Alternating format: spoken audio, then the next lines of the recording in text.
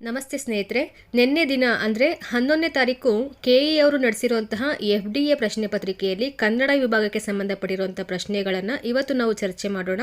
ನೋಡಿ, 21ನೇ ಪ್ರಶ್ನೆಯಿಂದ ಕನ್ನಡಕ್ಕೆ ಸಂಬಂಧಪಟ್ಟಿರುವಂಥ ಪ್ರಶ್ನೆಗಳಿದ್ದಾವೆ. ಏನಿದೆ ಪ್ರಶ್ನೆ? ಈ ಕೆಳಗಿನವುಗಳಲ್ಲಿ ಲಿಂಗ ಮತ್ತು ಪ್ರತ್ಯಯಗಳಿಗೆ ಅನುಗುಣವಾಗಿ ಹೊಂದಾಣಿಕೆ ಆಗದಿರುವುದನ್ನು ಗುರುತಿಸಿ ಅಂತ ಇದೆ. ಆಗದಿರುವುದನ್ನು ಗುರುತಿಸಿ. ಮೊದಲನೇದು ಗುಣವಾಚಕ. ಒಳ್ಳಿದನ್, ಒಳ್ಳಿದಳ್, ಒಳ್ಳಿತು. ಎರಡು ಸರ್ವನಾಮ. ಅದು, ಅವನ್, ಅವಳ್. ಸಂಖ್ಯಾವಾಚಕ ಒಂದು, ಓರ್ವನ್, ಓರ್ವಳ್. ಪರಿಮಾಣವಾಚಕ ಎಳೆಯನ್, ಪೊಲ್ಲನ್, ಪೆರತು. ನಾಮಪದದ ವಿಧಗಳಿಗೆ ಸಂಬಂಧಪಟ್ಟಿರುವಂಥ ಪ್ರಶ್ನೆ ಆಗಿರುತ್ತೆ. ಗುಣವಾಚಕ ಅಂದರೆ ವಸ್ತುಗಳ ಗುಣಗಳನ್ನು ಹೇಳುವಂಥ ಶಬ್ದಗಳಿಗೆ ನಾವು ಗುಣವಾಚಕ ಶಬ್ದಗಳು ಅಂತ ಕರಿತೀವಿ. ಒಳ್ಳಿದನ್, ಒಳ್ಳಿದನ್, ಒಳ್ಳಿತು ಅಂದರೆ ಒಬ್ಬ ವ್ಯಕ್ತಿಯ ಒಳ್ಳೆತನದ ಬಗ್ಗೆ ಹೇಳ್ತಾ ಇರೋವಂಥದ್ದು. ಒಳ್ಳಿದನ್, ಅವನು ಒಳ್ಳೆಯವನು, ಒಳ್ಳೆಯವಳು, ಒಳ್ಳಿತು, ಒಳ್ಳೆಯದಾಯಿತು, ಇದು ಗುಣವಾಚಕ. ಸರಿ. ನೆಕ್ಸ್ಟ್ ಸರ್ವನಾಮ ಅಂತ ಇದೆ. ಅದು, ಅವನ್, ಅವಳ್. ಇದು ಹಳಗನ್ನಡದಲ್ಲಿ ಕೊಟ್ಟಿರುವಂಥ ಪದಗಳು ಕೆಲವೊಂದು ಗಮನಿಸಿ. ಅವನ್, ಅವಳ್, ಒಳ್ಳಿದಳ್ ಇದೆಲ್ಲ ಹಳಗನ್ನಡ ಪದಗಳು. ಇದು ಕೂಡ ಸರ್ವನಾಮ ಸರಿಯಾಗಿದೆ. ಆಪ್ಷನ್ ಬಿನೂ ಕರೆಕ್ಟ್ ಆಗಿದೆ. ಸಂಖ್ಯಾವಾಚಕ ಒಂದು, ಓರ್ವನ್, ಓರ್ವಳ್ ಅಂತ ಇದೆಯಲ್ವಾ. ಒಂದು ಅನ್ನೋದು ಸಂಖ್ಯಾವಾಚಕ.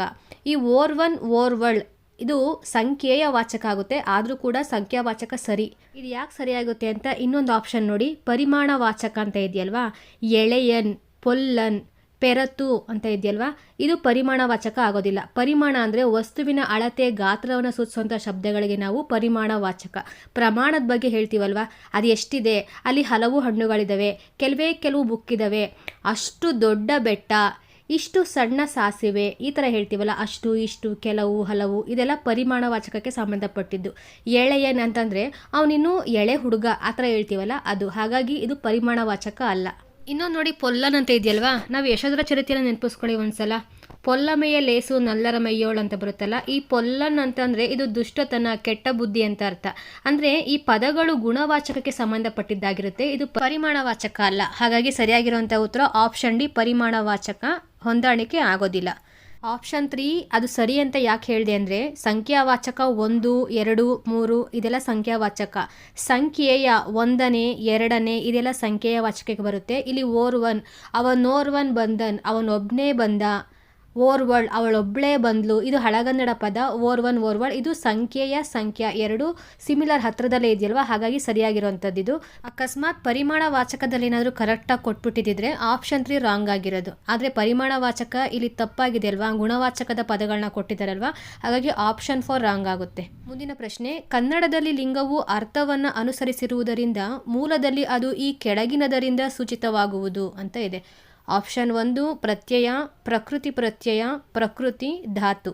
ನಾವಿದರಲ್ಲಿ ಈಸಿಯಾಗಿ 1 ಮತ್ತು 4 ತೆಗೆದಾಕ್ಬೋದು. ಪ್ರತ್ಯಯ ಮತ್ತು ಧಾತು. ಯಾಕಂದರೆ ಧಾತು ಕ್ರಿಯಾಪದಕ್ಕೆ ಸಂಬಂಧಪಟ್ಟಿರುವಂಥದ್ದು. ಕ್ರಿಯಾಪದದ ಮೂಲ ರೂಪವನ್ನು ನಾವು ಧಾತು ಅಂತ ಕರಿತೀವಿ. ಹಾಗಾಗಿ ಧಾತು ಇಲ್ಲಿಗೆ ಸೇರೋದಿಲ್ಲ. ನೆಕ್ಸ್ಟು ಇಲ್ಲಿ ಪ್ರಕೃತಿ ಪ್ರತ್ಯಯ ಅಂತ ಇದೆ, ಇನ್ನೊಂದು ಪ್ರಕೃತಿ ಅಂತ ಇದೆ. ಸರಿಯಾಗಿರುವಂಥ ಉತ್ತರ ಇಲ್ಲಿ ಆಪ್ಷನ್ 3 ಪ್ರಕೃತಿ ಆಗುತ್ತೆ. ಯಾಕಂದರೆ ಇವಾಗ ಪ್ರಕೃತಿ ಅಂದರೆ ಏನು ಹೇಳಿ. ನಾಮಪದಗಳ ಹಾಗೂ ಕ್ರಿಯಾಪದಗಳ ಮೂಲ ರೂಪಗಳನ್ನು ನಾವು ಪ್ರಕೃತಿ ಅಂತ ಕರಿತೀವಿ. ಪ್ರಕೃತಿ ರೂಪಗಳಿಗೆ ಪ್ರತ್ಯಯ ಸೇರಿದ್ರೆ ಒಂದು ಪದ ಅಂತ ಕರೆಸ್ಕೊಡುತ್ತೆ. ಫಾರ್ ಎಕ್ಸಾಂಪಲ್, ಮರ ಅನ್ನೋ ಪ್ರಕೃತಿಗೆ ಅನ್ನು ಅನ್ನೋ ಪ್ರತ್ಯಯ ಸೇರಿಕೊಂಡ್ರೆ ಮರವನ್ನು ಅನ್ನೋ ಪದ ಉತ್ಪತ್ತಿ ಆಗುತ್ತಲ್ವಾ. ಅದೇ ಥರನೇ ಇಲ್ಲಿ ಪ್ರಶ್ನೆಯಲ್ಲಿ ಲಿಂಗವು ಅರ್ಥವನ್ನು ಅನುಸರಿಸುವುದರಿಂದ. ಲಿಂಗದಲ್ಲಿ ಕನ್ನಡದಲ್ಲಿ ಒಟ್ಟು 3 ಲಿಂಗಗಳು ಬರ್ತವೆ. ಪುಲ್ಲಿಂಗ, ಸ್ತ್ರೀಲಿಂಗ, ನಪುಂಸಕಲಿಂಗ ಅಂತ. ಈ 3 ಪ್ರಕಾರದಲ್ಲಿ ಏನು ಬಳಕೆ ಆಗುತ್ತಲ್ವ ಆ ಪದಗಳನ್ನು ನಾವು ಪ್ರಕೃತಿ ಅಂತಲೇ ಕರಿತೀವಿ. ಈ ಪ್ರಕೃತಿಗಳಿಗೆ ಪ್ರತ್ಯಯಗಳು ಹತ್ತಿದಾಗ ಅದು ವಿಭಕ್ತಿ ಪ್ರತ್ಯಯ, ಈ ಥರ ಬೇರೆ ಬೇರೆ ಪ್ರತ್ಯಯಗಳ ರೂಪಗಳನ್ನು ಪಡ್ಕೊತವೆ. ಆದರೆ ಮೂಲದಲ್ಲಿ ಪ್ರಕೃತಿನೇ ಆಗಿರುತ್ತೆ. ಆನ್ಸರು ಪ್ರಕೃತಿ ಸರಿ. ಮುಂದಿನ ಪ್ರಶ್ನೆ. ಈ ಕೆಳಗಿನ ಪದಗಳಲ್ಲಿ ಶುದ್ಧ ರೂಪ ಪದವನ್ನು ಗುರುತಿಸಿ ಅಂತ ಇದೆ. ಭಿನ್ನ, ಭೇದ. ಆಪ್ಷನ್ 1 ಸರಿಯಾಗಿರುವಂಥದ್ದು, ಭಿನ್ನ, ಭೇದ. ನೆಕ್ಸ್ಟ್. ಏರುಪೇರಾದ ಗಾದೆಯನ್ನು ಸಂಕೇತಗಳಿಂದ ಸರಿ ಮಾಡಿ ಗುರುತಿಸಿ ಅಂತ ಇದೆ. ಪಂಥ, ದಂತ, ಹೋದರು, ಬಿಡ. ದಂತ, ಹೋದರು, ಪಂಥ, ಬಿಡ ಸರಿಯಾಗಿರುವಂಥದ್ದು. ಈ ಕೆಳಗೆ ಕೊಟ್ಟಿರುವ ವಾಕ್ಯ ಏರುಪೇರಾಗಿದೆ. ಸರಿಯಾದ ಕ್ರಮದಲ್ಲಿರುವ ಆಯ್ಕೆಯನ್ನು ಗುರುತಿಸಿ ಅಂತ ಇದೆ. ಕನ್ನಡವೇ ರಾಜಾರಾಣಿ, ಕನ್ನಡ ಎಲ್ಲವೂ ನಾಡಿನಲ್ಲಿ. ಇದೊಂದು ಸ್ವಲ್ಪ ಸೆಂಟೆನ್ಸ್ ನೋಡಿ. ಕನ್ನಡ ನಾಡಿನಲ್ಲಿ ಕನ್ನಡವೇ ರಾಜ, ರಾಣಿ, ಎಲ್ಲವೂ. ಆಪ್ಷನ್ 1 ಸರಿ ಅಂತ ಅನಿಸುತ್ತೆ. CEABD. ಕನ್ನಡ ನಾಡಿನಲ್ಲಿ ಕನ್ನಡವೇ ರಾಜ, ರಾಣಿ, ಎಲ್ಲವೂ. ಮುಂದಿನ ಪ್ರಶ್ನೆ. ಇಂಗ್ಲಿಷ್ ಅಂಕಿಯಾದ 1969 ಮತ್ತು 1696 ಕನ್ನಡ ಅಂಕಿಗಳ ಸರಿಯಾದ ರೂಪವನ್ನು ಕೆಳಗೆ ಕೊಟ್ಟಿರುವ ಆಯ್ಕೆಗಳಿಂದ ಗುರುತಿಸಿ ಅಂತ ಇದೆ. ಇದಕ್ಕೆ ಸರಿಯಾಗಿರುವಂಥ ಉತ್ತರ ಆಪ್ಷನ್ 2 ಮುಂದಿನ ಪ್ರಶ್ನೆ, ಯೋಗವಾಹಗಳಿಗೆ ಸಂಬಂಧಿಸಿದಂತೆ ಈ ಕೆಳಗಿನ ಯಾವ ಹೇಳಿಕೆಗಳು ಸರಿಯಾಗಿವೆ? ಯೋಗವಾಹಗಳು ಅಂದರೆ ಅಹ್, ಇದು ಯೋಗವಾಹಗಳು ಅಲ್ವಾ? ಯೋಗವಾಹಗಳನ್ನು ಸ್ವತಂತ್ರವಾಗಿ ಉಚ್ಚಾರ ಮಾಡಬಹುದು. ಉಚ್ಚಾರ ಮಾಡ್ಬೋದಾ? ಇಲ್ಲ, ಉಚ್ಚಾರ ಮಾಡೋದಕ್ಕಾಗೋದಿಲ್ಲ. ಇದು ರಾಂಗ್ ಆಗಿದೆ. ಆಪ್ಷನ್ ಬಿ, ಯೋಗವಾಹಗಳನ್ನು ಸ್ವತಂತ್ರವಾಗಿ ಉಚ್ಚಾರ ಮಾಡಲು ಬರುವುದಿಲ್ಲ. ಇದು ಸರಿಯಾಗಿರುವಂಥ ಒಂದು ವಾಕ್ಯ. ಯೋಗವಾಹಗಳನ್ನು ಸ್ವರಾಕ್ಷರಗಳೊಂದಿಗೆ ಮಾತ್ರ ಉಚ್ಚಾರ ಮಾಡಬಹುದು. ಹೌದು, ಕರೆಕ್ಟಾಗಿದೆ. ಯೋಗವಾಹಗಳನ್ನು ವ್ಯಂಜನಗಳೊಂದಿಗೆ ಮಾತ್ರ ಉಚ್ಚಾರ ಮಾಡಬಹುದು. ಇದು ರಾಂಗು. ಬಿ ಮತ್ತು ಸಿ ಸರಿಯಾಗಿರುವಂಥದ್ದು. ಆಪ್ಷನ್ ಬಿ ಮತ್ತು ಸಿ. ಅಹ ಅನ್ನೋ ವರ್ಣಾಕ್ಷರ ನೋಡಿದ್ರೇ ಗೊತ್ತಾಗ್ಬಿಡುತ್ತೆ ಯಾವುದು ಸರಿ ಯಾವುದು ತಪ್ಪು ಅಂತ. ಮುಂದಿನ ಪ್ರಶ್ನೆ, ಹೇಳಿಕೆ 1, ಕನ್ನಡವೂ ಸೇರಿದಂತೆ ದ್ರಾವಿಡ ಭಾಷೆಗಳಲ್ಲಿ ಮಹಾಪ್ರಾಣ ವರ್ಣಗಳು ಸ್ವಾಭಾವಿಕವಾಗಿ ಕಂಡುಬರುತ್ತದೆ.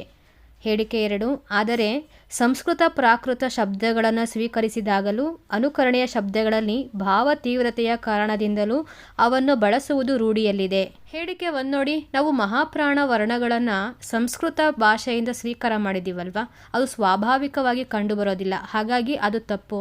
ಎರಡನೇ ಹೇಳಿಕೆ ಸರಿಯಾಗಿದೆ. ಆಪ್ಷನ್ 3 ಹೇಳಿಕೆ 1 ತಪ್ಪು, ಹೇಳಿಕೆ 2 ಸರಿ. ನೆಕ್ಸ್ಟ್ 29ನೇ ಪ್ರಶ್ನೆ, ಔಪಚಾರಿಕ ಮತ್ತು ಅನೌಪಚಾರಿಕ ಪತ್ರಗಳಿಗೆ ಸಂಬಂಧಿಸಿದಂತೆ ಈ ಕೆಳಗಿನ ಹೇಳಿಕೆಗಳನ್ನು ಗಮನಿಸಿ ಸರಿಯಾದ ಆಯ್ಕೆಯನ್ನು ಗುರುತಿಸಿ ಅಂತ ಇದೆ. ಹೇಳಿಕೆ 1, ಔಪಚಾರಿಕ ಪತ್ರಗಳಲ್ಲಿ ಪತ್ರದ ವಿಷಯ ಬರೆಯಬೇಕು. ಹೇಳಿಕೆ 2, ಅನೌಪಚಾರಿಕ ಪತ್ರಗಳಲ್ಲಿ ಪತ್ರದ ವಿಷಯ ಬರೆಯುವ ಅವಶ್ಯಕತೆ ಇಲ್ಲ. ಇಲ್ಲಿ ಕೊಟ್ಟಿರೋಂಥ ಎರಡೂ ಹೇಳಿಕೆನೂ ಕರೆಕ್ಟಾಗಿದೆ. ಆಪ್ಷನ್ 3 ಹೇಳಿಕೆ 1 ಮತ್ತು ಹೇಳಿಕೆ 2 ಎರಡೂ ಸರಿ. ನೋಡಿ, ಔಪಚಾರಿಕ ಅಂತಂದರೆ ಫಾರ್ಮಲ್ ಲೆಟರ್ಸು, ವ್ಯಾವಹಾರಿಕ ಪತ್ರ. ಇಲ್ಲಿ ನಾವು ಸರ್ಕಾರಕ್ಕೋ ಅಥವಾ ಬೇರೆ ಯಾವುದೋ ರಾಜಕಾರಣಿಗಳಿಗೋ ಅಥವಾ ಸ್ಕೂಲ್ಗೋ ಬರಿಬೇಕು ಅಂತ ಅಂದರೆ ಅಲ್ಲಿ ನಾವು ವಿಷಯವನ್ನು ಬರೀಲೇಬೇಕಾಗುತ್ತೆ ಔಪಚಾರಿಕ ಪತ್ರದಲ್ಲಿ. ಹೇಳಿಕೆ 1 ಸರಿಯಾಗಿದೆ.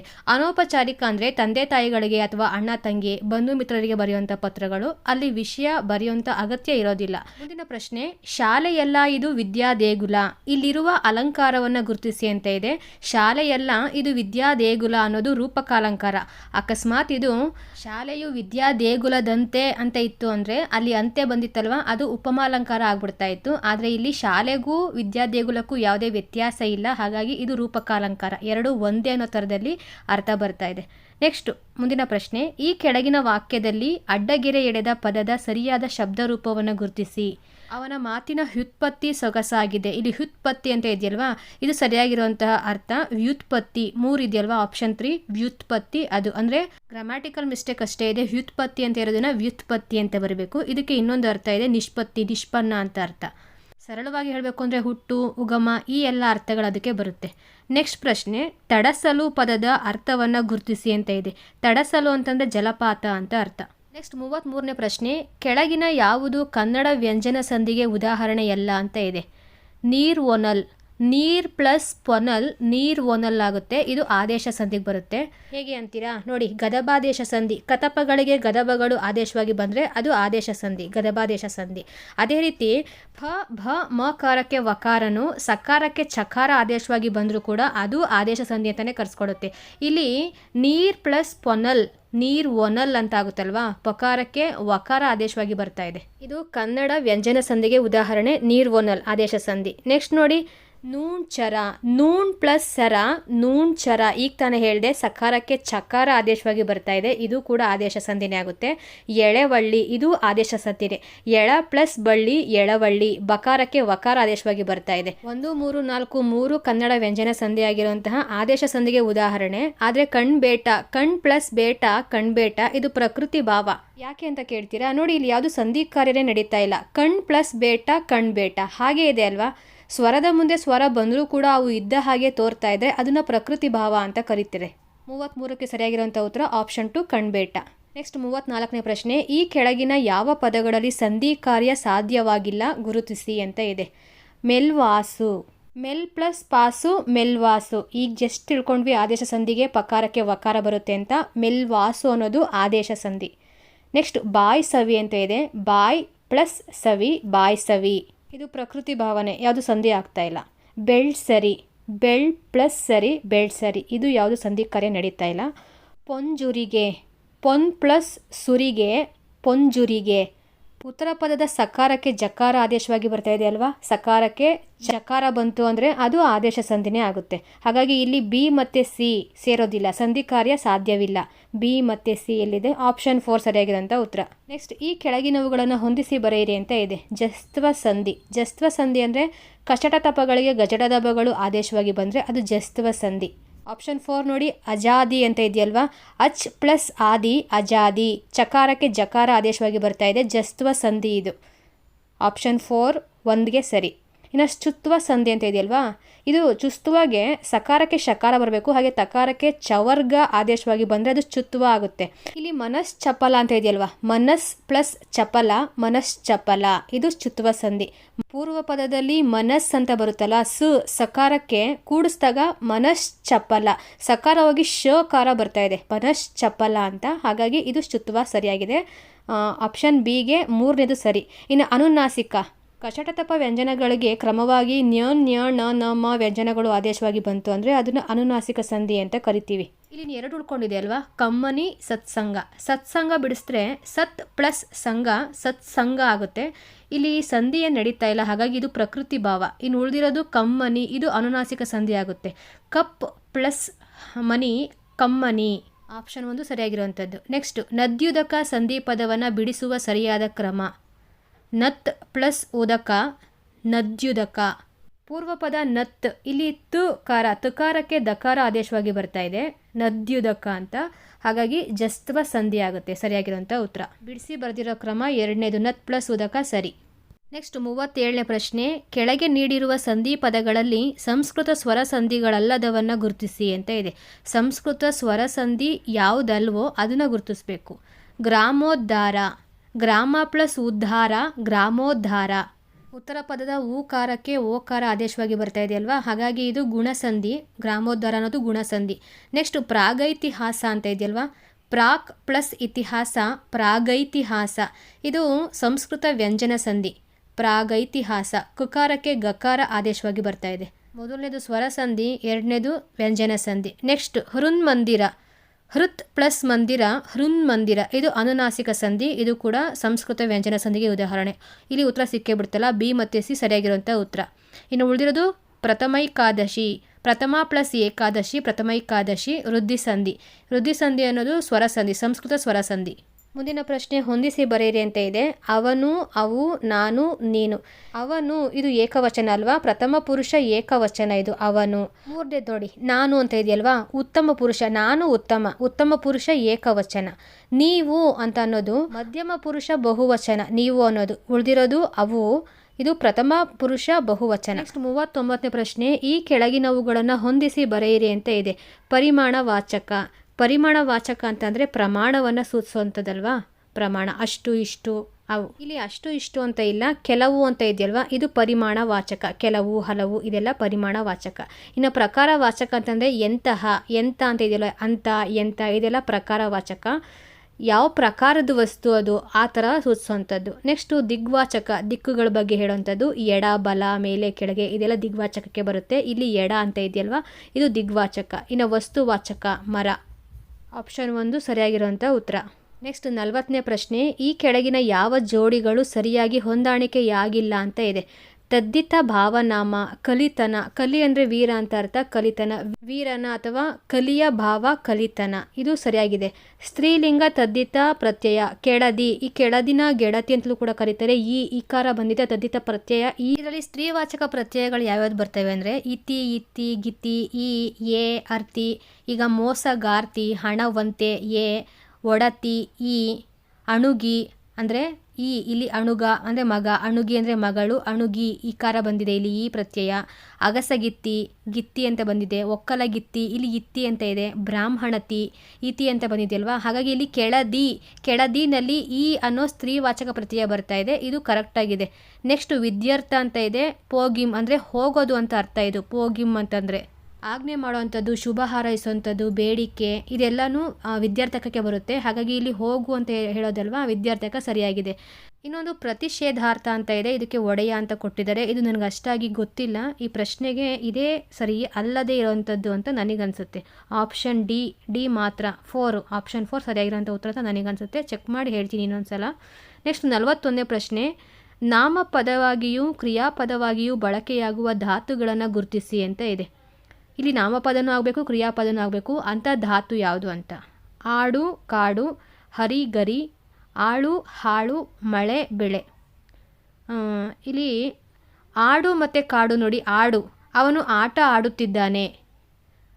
ಆ ಆಡನ್ನು ಮೇಯಿಸಲು ಕರೆದುಕೊಂಡು ಹೋಗು. ಈ ಆಡು ಅನ್ನೋದು ಒಂದು ಆಟ ಆಡ್ತಾ ಇರೋವಂಥದ್ದು, ಇದು ಕ್ರಿಯಾಪದ. ಇನ್ನೊಂದು ಆಡು ಒಂದು ಜೀವಿಯನ್ನು ಸೂಚಿಸ್ತಾ ಇರುವಂತಹ ನಾಮಪದ. ಆಡು ಮೇಕೆ ಅಂತ ಅರ್ಥ. ಕಾಡು ಅಂತ ಇದೆಯಲ್ವಾ, ಕಾಡು. ಹರಿಶ್ಚಂದ್ರನನ್ನ ನಕ್ಷತ್ರಿಕ ಕಾಡ್ಬಿಟ್ಟ ಅಂತ ಹೇಳ್ತಾರೆ. ಕಾಡು ಅಂದರೆ ಕಾಟ ಕೊಡು ಅಂತ. ಇನ್ನೊಂದು ಕಾಡು ಅಂದರೆ ಕಾನನ, ಅರಣ್ಯ. ನೆಕ್ಸ್ಟು, ಒಂದು ಸಲ ಒಂದು ಗ್ರಾಮದ ಜನರೆಲ್ಲ ಸೇರಿ ತಮ್ಮ ದೇವತೆಗೆ ಗುಡಿ ಕಟ್ತಾ ಇದ್ರು. ಒಂದು ಸಲ ಒಂದು ಗ್ರಾಮದ ಜನರೆಲ್ಲ ಸೇರಿ ತಮ್ಮ ದೇವತೆಗೆ ಗುಡಿ ಕಟ್ತಾ ಇದ್ರು. ಕೊಟ್ಟಿರುವ ಮೇಲಿನ ವಾಕ್ಯಗಳಲ್ಲಿ ಎಷ್ಟು ಗ್ರಾಮ್ಯ ರೂಪಗಳಿವೆ? ಗ್ರಾಮ್ಯ ಅಂದರೆ ಆಡು ಭಾಷೆ ಅಂತ ಅರ್ಥ. ನಾವು ಮಾತಾಡ್ತೀವಲ್ಲ ಅದೇ ರೂಪ. ಒಂದು ಸಲ ಜನರೆಲ್ಲ ಕಟ್ತಾ ಇದ್ರು. ಒಟ್ಟು 4 ಪದ ಇದೆ. ಕೆಳಗೆ ನೀಡಿರುವ ವಾಕ್ಯಕ್ಕೆ ಸರಿಯಾದ ಲೇಖನ ಚಿಹ್ನೆಗಳನ್ನು ಹಾಕಿರುವ ಆಯ್ಕೆಯನ್ನು ಗುರುತಿಸಿ ಅಂತ ಇದೆ. ಅಯ್ಯೋ, ನನಗೆ ತಾಳಲಾರದ ಹಸಿವು. ಇಲ್ಲಿ ನನ್ನ ಹಸಿವನ್ನು ಹಿಂಗಿಸುವವರು ಯಾರೂ ಇಲ್ಲವೇ ಎಂದು ಕೂಗಿದನು. ಇಲ್ಲಿ ಒಬ್ಬ ವ್ಯಕ್ತಿ ತನ್ನ ಮನಸ್ಸಿನ ಭಾವನೆಗಳನ್ನು ಹೇಳ್ತಾ ಇದ್ದಾನೆ, ಅವನ ಮಾತನ್ನು ಹೇಳ್ತಾ ಇದ್ದಾನೆ ಅಂತಂದರೆ ಅದನ್ನು ಕೋಟ್ ಮಾಡಬೇಕು. ಹಾಗಾಗಿ ಉದ್ಧರಣ ಚಿಹ್ನೆಯಿಂದನೇ ಬಿಗಿನ್ ಮಾಡಬೇಕು, ಆರಂಭಿಸಬೇಕು. ಉದ್ಧರಣ ಚಿಹ್ನೆ ಆರಂಭ ಮಾಡಿ ಅಯ್ಯೋ ಅನ್ನೋ ಕಡೆ ಭಾವಸೂಚಕ ಚಿಹ್ನೆಯನ್ನು ಬಳಸಬೇಕು. ಅದಾದಮೇಲೆ ನನಗೆ ತಾಳಲಾರದ ಹಸಿವು ಅನ್ನೋ ಕಡೆ ಅಲ್ಲಿ ಫುಲ್ ಸ್ಟಾಪ್ ಇಟ್ಬಿಟ್ಟಿದ್ದಾರೆ, ಕಾಮ ಕೊಡಬೇಕಾಯಿತು. ಪರವಾಗಿಲ್ಲ, ಮುಂದೆ ನೋಡೋಣ. ಇಲ್ಲಿ ನನ್ನ ಹಸಿವನ್ನು ಹಿಂಗಿಸುವವರು ಯಾರೂ ಇಲ್ಲವೇ? ಯಾರೂ ಇಲ್ವಾ? ಇಲ್ಲಿ ಪ್ರಶ್ನಾರ್ಥಕ ಚಿಹ್ನೆ ಬರುತ್ತೆ. ಮತ್ತು ಇದು ಯಾರೋ ವ್ಯಕ್ತಿ ಹೇಳ್ತಾ ಇರೋದಲ್ವಾ, ಹಾಗಾಗಿ ಅಲ್ಲಿಗೆ ಉದಾಹರಣಾ ಚಿಹ್ನೆ ಕ್ಲೋಸ್ ಮಾಡಬೇಕು. ಎಂದು ಕೂಗಿದನು, ಫುಲ್ ಸ್ಟಾಪ್. ಆಪ್ಷನ್ 1 ಸರಿಯಾಗಿದೆ. ಆದರೆ ಹಸಿವು ಅನ್ನೋ ಕಡೆ ಅಲ್ಲಿ ಕಾಮ ಅಥವಾ ಸೆಮಿಕೋಲನ್ ಆದರೂ ಕೊಡಬೇಕಾಗಿತ್ತು. ಪರವಾಗಿಲ್ಲ, ಆಪ್ಷನ್ 1 ಎಲ್ಲದಕ್ಕಿಂತ ಸೂಕ್ತವಾಗಿರೋಂಥ ಉತ್ತರ. ನೆಕ್ಸ್ಟ್ 44ನೇ ಪ್ರಶ್ನೆ, ಈ ಕೆಳಗಿನವುಗಳಲ್ಲಿ ಬಸವಣ್ಣನವರಿಂದ ರಚಿತವಾಗಿರದ ಸಾಲುಗಳನ್ನು ಗುರುತಿಸಿ, ವಚನದ ಸಾಲುಗಳನ್ನು ಗುರುತಿಸಿ ಅಂತ ಇದೆ. ಉಳ್ಳವರು ಶಿವಾಲಯವ ಮಾಡುವರು, ನಾನೇನ ಮಾಡಲಿ ಬಡವನಯ್ಯ, ಬಸವಣ್ಣನವ್ರದ್ದೇ. ಮರ್ತ್ಯಾಲೋಕವೆಂಬುದು ಕರ್ತಲನ ಕಮ್ಮಟವಯ್ಯ, ಇದು ಬಸವಣ್ಣನವ್ರದ್ದೇ. ಕಲ್ಲು ನಾಗರ ಕಂಡರೆ ಹಾಲ ನೆರವೆಂಬರಯ್ಯ, ಇದು ಕೂಡ ಬಸವಣ್ಣ ಅವ್ರದ್ದೇ. ಇಳೆ ನಿಮ್ಮ ದಾನ, ಇದು ಜೇಡರ ದಾಸಿಮಯ್ಯ ಅವ್ರದ್ದು ಒಂದು ವಚನ. ಹಾಗಾಗಿ ಆಪ್ಷನ್ 2 ಸೇರೋದಿಲ್ಲ, ಬಸವಣ್ಣನವ್ರದ್ದಲ್ಲ.